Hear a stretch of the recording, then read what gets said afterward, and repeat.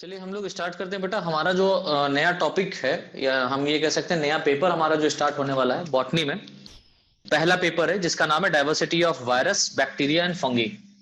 ठीक है, तो जो डाइवर्सिटी है, डाइवर्सिटी कहने का मतलब ये होता है कि कैसे किस तरीके से इनका विकास हो रहा है। तो डाइवर्जेंट दैट मीन्स किस तरीके से डाइवर्स हुए हैं वायरस बैक्टीरिया और फंगी, किस तरीके से इनका फॉर्मेशन हुआ है, कैसे ये बने हैं, वो सारा का सारा इस पेपर के अंतर्गत हम लोग स्टार्ट करेंगे। तो सबसे पहले तो हम लोग सिलेबस के बारे में आज चर्चा करते हैं कि हमारा सिलेबस क्या क्या है बॉटनी का, जो हम लोगों को बीएससी फर्स्ट ईयर में फॉलो करना है, पढ़ना है। राइट, तो यहाँ पर सबसे पहला जो पेपर हमारा है, ठीक है, बीएससी फर्स्ट ईयर में जो सबसे पहला पेपर हमारा है वो है diversity of virus bacteria and fungi, जो कि यूनिट फर्स्ट, जिसमें आपको 4 यूनिट पढ़नी है। कितनी यूनिट पढ़नी है? 4 यूनिट पढ़नी है। और इन 4 यूनिट्स में क्या क्या पढ़ना है वो हम लोग यहाँ पर देखते हैं। तो देखिए, सबसे पहली जो यहाँ पर यूनिट दी गई है, इसमें आप लोगों को डिस्कस करना है history, nature and classification of virus. ठीक है, हिस्ट्री इतिहास पढ़ना है, नेचर प्रकृति पढ़ना है, क्लासिफिकेशन ऑफ वायरस, वायरस के बारे में यहाँ पर हम लोग हिस्ट्री देखेंगे, इसका नेचर देखेंगे, इसका क्लासिफिकेशन देखेंगे, as well as bacteria and fungus, इनका भी हम लोग क्या देखेंगे, इतिहास पढ़ेंगे, किस तरीके से बैक्टीरिया का फॉर्मेशन हुआ, क्या हुआ, और फंगस का भी यहाँ पर डिस्कस कर देंगे थोड़ा बहुत।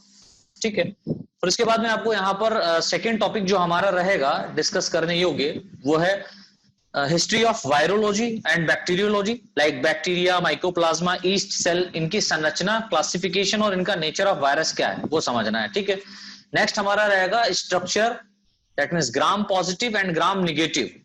ठीक है, and classification, structure, gram positive and gram negative bacteria and classification based on sale structure of bacteria, यानी बैक्टीरिया का यहाँ पर हम लोग स्ट्रक्चर देखेंगे।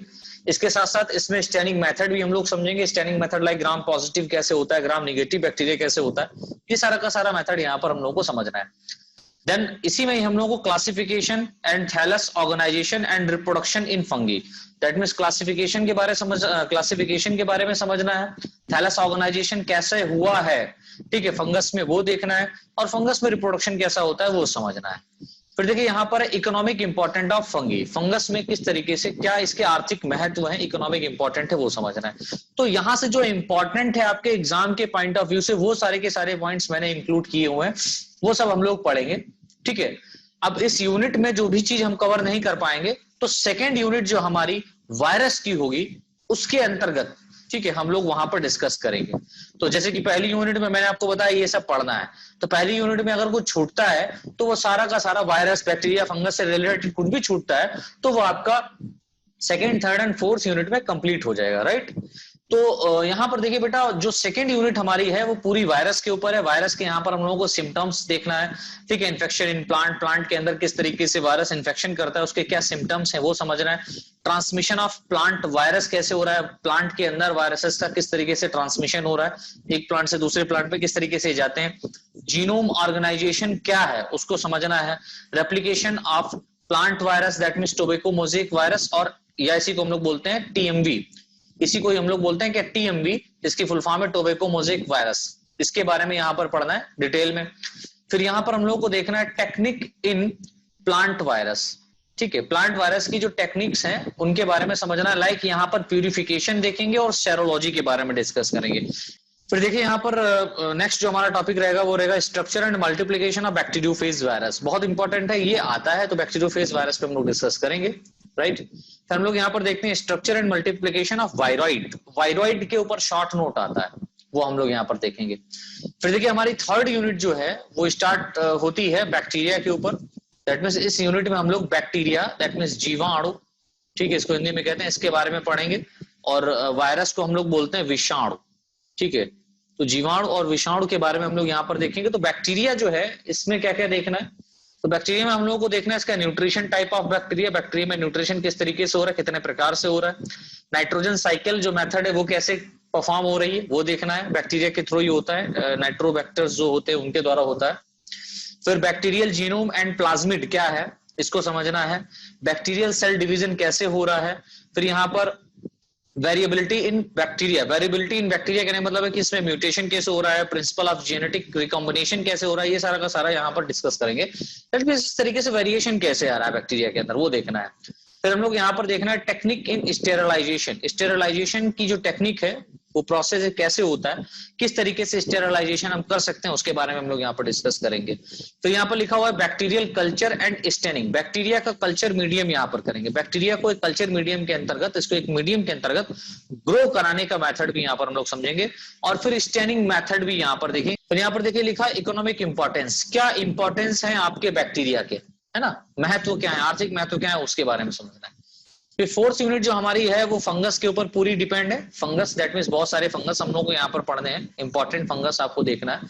तो इनमें क्या देखना है, इनके कैरेक्टरिस्टिक्स के बारे में पढ़ना है, और लाइफ साइकिल ऑफ फॉलोइंग्स इनके बारे में देखना है, फॉलोइंग्स फंगस। तो कुछ ऐसे फंगस हैं जिनकी लाइफ साइकिल के बारे में आपको डिस्कस करना रहता है, और इस पेपर में लाइफ साइकिल से भर भर के क्वेश्चन आता है आपके एग्जाम में, लॉन्ग क्वेश्चन बनते हैं, तो इसलिए किसी से भी पूछा जा सकता है। तो यहाँ पर कुछ फंगस मैंने लिखे हुए हैं जिनके लाइफ साइकिल के बारे में आपको डिस्कस करना है, ठीक है। तो यहाँ पर मस्टिकोमाइकोटिना, एस्कोमाइकोटिना, बेसिडियोमाइकोटिना और ड्यूटेरोमाइकोटिना के अंतर्गत फंगस को डिवाइड किया गया है। तो मस्टिकोमाइकोटिना में हम लोगों को एल्बिगो और पाथियम के बारे में पढ़ना है, एल्बिगो और पाइथियम के बारे में यहाँ पर हम लोग डिस्कस करेंगे, ठीक है। फिर एस्कोमाइकोटिना में हम लोगों को saccharomyces that means east, saccharomyces like east के बारे में यहाँ पर हम लोग डिस्कस करेंगे।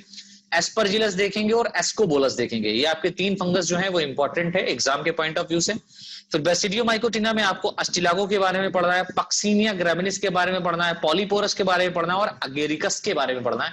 ये बहुत सारे इंपॉर्टेंट है, ये जितने भी हैं ये सभी के सभी इंपॉर्टेंट फंगस हैं, जिसमें पक्सीनिया ग्रेमिनिस के ऊपर भर भर के क्वेश्चन आता है, ठीक है। बहुत सारे क्वेश्चन इस पे पूछे जाते हैं, वो देखना है। फिर ड्यूटेरोमाइकोटिना में आपका एक रखा गया फंगस जिसका नाम है फ्यूजेरियम, इसके बारे में हम लोग डिस्कस करेंगे। तो इस तरीके से स्टूडेंट्स हमारा ये पहला पेपर कंप्लीट होता है, लाइक इसका सिलेबस कंप्लीट होता है। इसके सिलेबस में क्या क्या है वो हम लोगों ने डिस्कस कर लिया है पढ़ने के लिए। फिर यहीं पर लगे हाथ हम लोग सेकंड और थर्ड पेपर भी देख लेते हैं, लाइक सिलेबस के बारे में यहाँ चर्चा कर लेते हैं।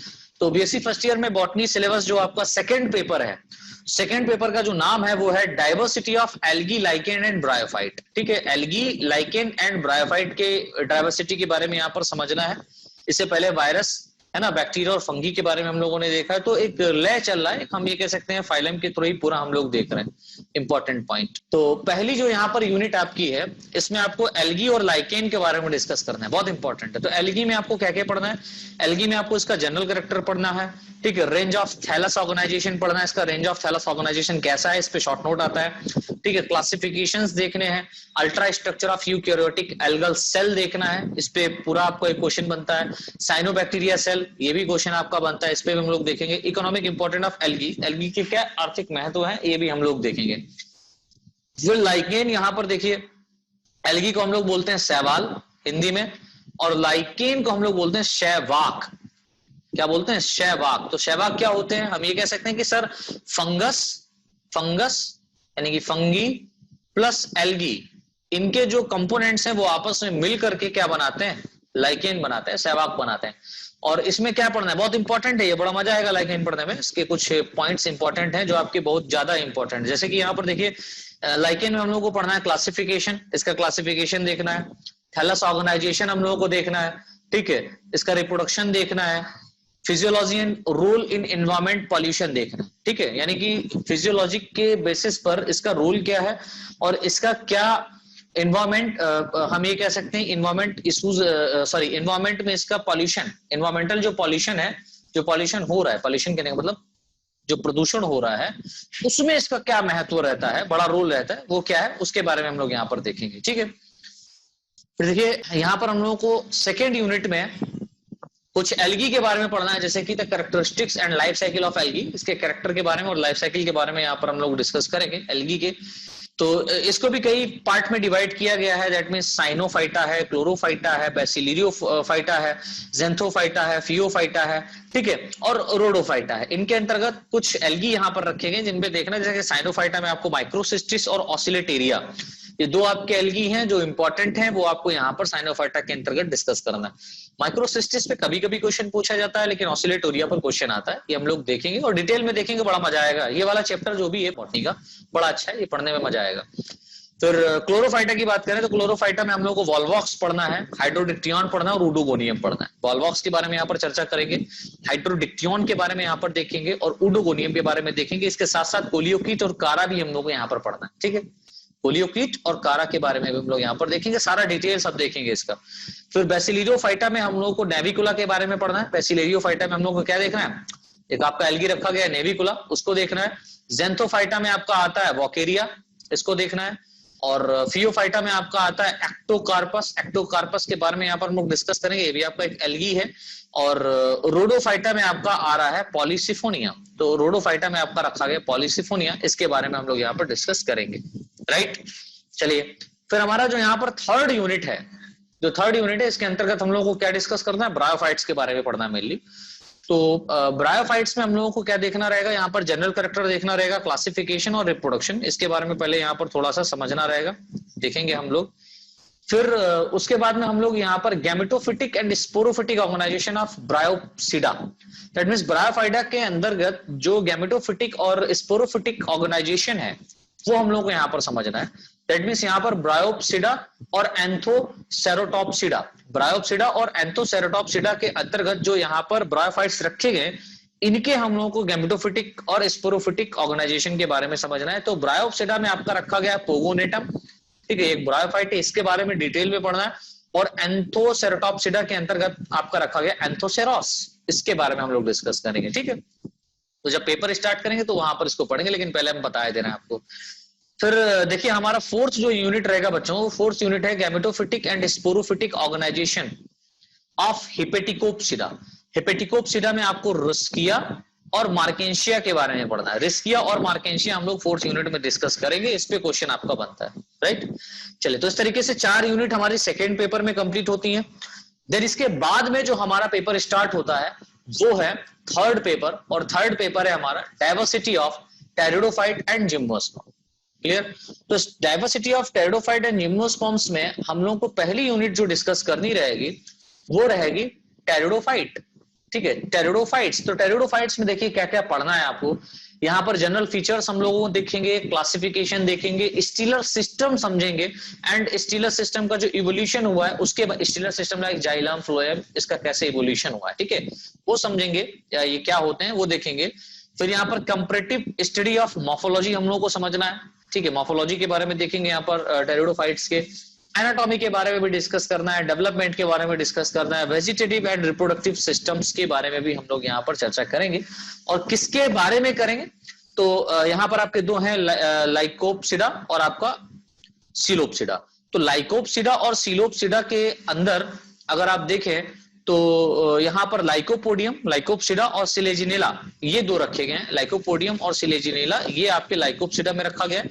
और राइनिया, ये एक फॉसिल टेरिडोफाइट भी बोला जाता है, जो कि आपका सीलोप्सिडा में रखा गया। फॉसिल कहने का मतलब जो विलुप्त हो चुका है। तो राइनिया के बारे में हम लोग डिस्कस करेंगे, लेकिन ये आज के दौर में नहीं पाया जा रहा है, ठीक है, तो लेकिन फिर भी हम इसको डिस्कस करेंगे यहाँ पर।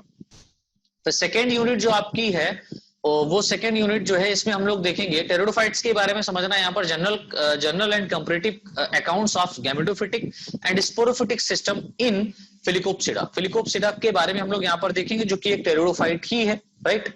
तो इसमें हम लोगों को फिलिकोप्सिडा में टेरिडियम पढ़ना है, और नेफ्रोलिप्सिस और मार्सिलिया। तो यहाँ पर 3 टेरिडोफाइट के बारे में हम लोगों को देखना है, जो कि फिलिकोप्सिडा के अंतर्गत रखे गए, लाइक आपका टेरिडियम रखा गया है, नेफ्रोलेप्सिस रखा गया है, और मार्सिलिया रखा गया, इनके बारे में हम लोग डिस्कस करेंगे। फिर यहाँ पर थर्ड आपकी जो यूनिट है उसमें जिम्नोस्पर्म्स हम लोग देखेंगे, और जिम्नोस्पर्म्स में यहाँ पर हम लोग पहले देखेंगे इसका जनरल फीचर क्या है, क्लासिफिकेशन यहाँ पर पढ़ेंगे, ठीक है, कंपैरेटिव स्टडी ऑफ मॉर्फोलॉजी के बारे में यहाँ पर समझना है, एनाटॉमी इसकी देखेंगे, डेवलपमेंट ऑफ वेजिटेटिव किस तरीके से हुआ है, और reproductive part in Cycadales, that means reproductive part यहाँ पर देखना है। साइकेडल्स में आपका रखा गया साइकस, तो साइकस के बारे में यहाँ पर हम लोग डिस्कस करेंगे, उसके रिप्रोडक्शन के बारे में पढ़ेंगे, राइट। फिर देखिए यहाँ पर फोर्थ यूनिट में आपको क्या पढ़ना है। फोर्थ यूनिट में ये जिम्नोस्पर्म्स ही आएगा, लेकिन यहाँ पर और डिटेल हम लोगों को देखना है, study of morphology, anatomy, development, vegetative and reproductive part in Coniferales. तो कोनिफेरल्स में हम लोग पढ़ेंगे पाइनस के बारे में। तो साइकस, पाइनस और इफेड्रा, जो कि आपका रखा गया है जेनेटल्स में। तो जेनेटल्स में आपका आता है इफेड्रा। तो ये 3 आपके बेटा, यहाँ पर पाइनस हो गया, इफेड्रा हो गया, और ये आपका साइकस हो गया, ये आपके आते हैं कहाँ, जिम्नोस्पर्म्स में। तो जिम्नोस्पर्म्स के बारे में हम लोग यहाँ पर डिस्कस करेंगे, फिर उसके बाद में देखिए यहाँ पर इसके अलावा हम लोग को देखना है एफिनिटीज देखना है and relationship of gymnosperm evolutionary significance. तो क्या इनके बीच में रिलेशन है जिम्नोस्पर्म और हम ये कह सकते हैं एंजियोस्पर्म्स के बीच में, ठीक है, वो हम लोग को देखना है। दूसरा हम लोग यहाँ पर देखेंगे कि इवोल्यूशन सिग्निफिकेंस क्या है इनका, ठीक है, वो यहाँ पर समझेंगे। फिर देखिए यहाँ पर नेक्स्ट जो हमारा टॉपिक रहेगा वो रहेगा एलिमेंट्री पेलियोबॉटनी। पेलियोबॉटनी में अपन लोग डेफिनेटली फॉसिल्स के बारे में डिस्कस करेंगे, जीवाश्म के बारे में डिस्कस करेंगे। तो इसमें हम लोग जनरल अकाउंट्स के बारे में देखेंगे, टाइप ऑफ फॉसिल, फॉसिल्स कितने टाइप के होते हैं, मेथड ऑफ फॉसिल, मेथड क्या है फॉसिल्स का, ठीक है, method of fossilisation that means fossils किस तरीके से बन रहे हैं, फॉसिलाइजेशन किस तरीके से हो रहा है उसका मेथड समझना, एंड जियोलॉजिकल टाइम स्केल, ठीक है, जियोलॉजिकल टाइम स्केल के बारे में भी हम लोग यहाँ पर पढ़ेंगे। तो बच्चों इस तरीके से हमारा ये पूरा सिलेबस कंप्लीट होता है। लाइक फर्स्ट पेपर से लेकर के जो भी हम लोगों ने यहाँ पर सेकेंड पेपर में देखा है, ठीक है, थर्ड पहले पेपर में हम लोगों को यूनिट फर्स्ट में डेफिनेटली वायरस बैक्टीरिया फंगस का जनरल कैरेक्टर क्लासिफिकेशन देखना है, सेकेंड यूनिट में वायरस देखना है, थर्ड यूनिट में बैक्टीरिया देखना है और फोर्थ यूनिट में फंगी देखना है। तो यही मेरा पहला पेपर है हम लोगों का, और पहला पेपर हम लोग यहाँ पर स्टार्ट करने जा रहे हैं। और पहला पेपर जो हमारा है वो क्या है, diversity of virus bacteria and fungus. और इसमें भी सबसे पहले आप लोगों को वायरस के बारे में डिस्कस करना है, यूनिट फर्स्ट हमारी रहेगी। तो यूनिट फर्स्ट में वायरस बैक्टीरिया फंगस तीनों ये हम लोग डिस्कस करेंगे, लेकिन इससे जनरल कैरेक्टर क्लासिफिकेशन